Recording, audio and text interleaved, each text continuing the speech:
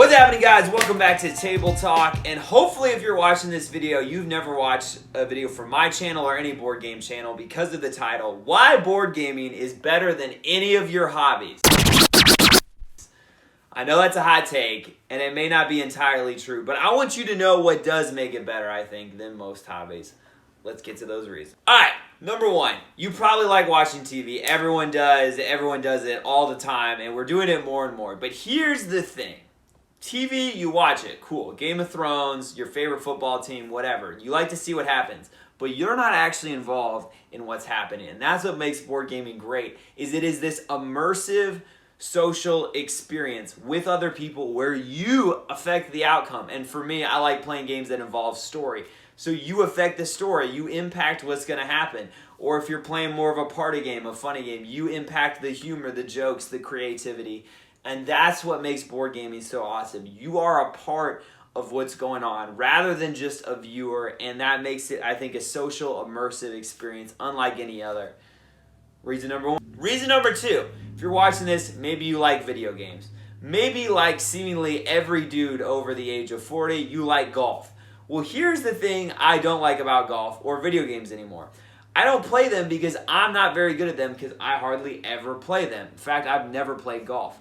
Because I know there's this massive skill barrier, a massive skill gap. You see this all the time. People like, well, let's play video games. Usually, pretty much 99% of the time, the people that play video games all the time are going to beat the people that don't.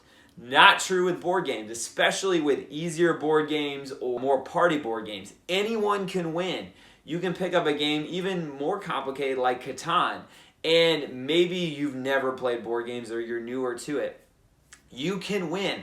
You can have luck go in your favor. There are different strategies you can implement. And also, because a lot of times it's this interactive experience, you can team up against the person that's better. I remember growing up, we would all team up against my older brother in Catan. And because of that, we actually had a fighting chance. He was better than us, but we would win sometimes because we would team up. Not really true with video games or golf. You play someone that's done a lot more. It's not going to be that fun. And that's what makes board game, I think, a great hobby. Number three, okay, you probably like movies and going out for food, going out for drinks, going out for a nice meal. And I like both of those things too, but here's the thing.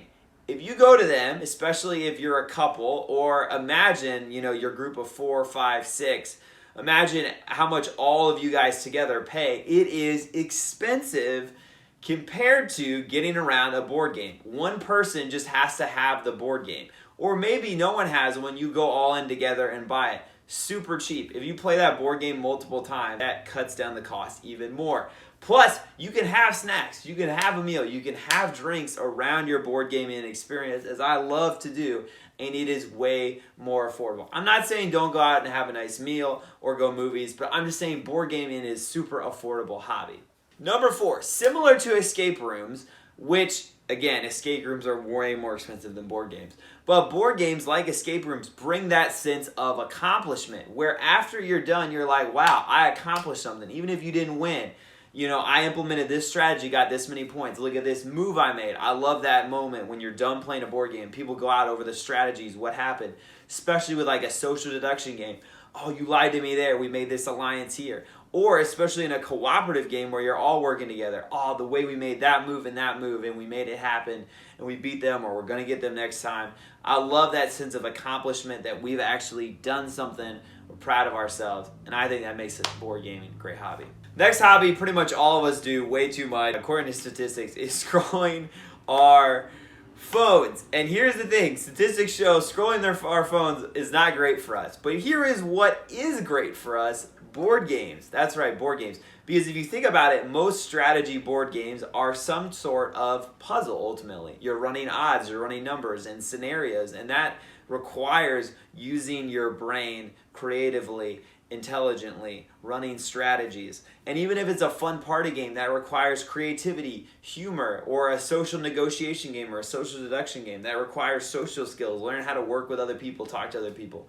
I think it is a growth-oriented activity to do, and I think it's beneficial, unlike scrolling on your phone. And finally, I think board gaming is a great hobby, and better than any of your hobbies, which you might enjoy other hobbies more. But I think it's a great hobby because of simply the variety. In board gaming, you are probably sitting there maybe and you're like, I don't like board games.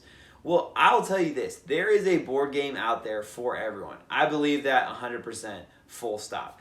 They might not like your super heavy strategy 3-hour war game where every unit has 5 different maneuvers, but they may enjoy a word game. They may enjoy a guessing game, a humor-oriented game, maybe a cooperative game that's easy where you can work together, maybe a racing game, a gambling game. There are so many different games out there.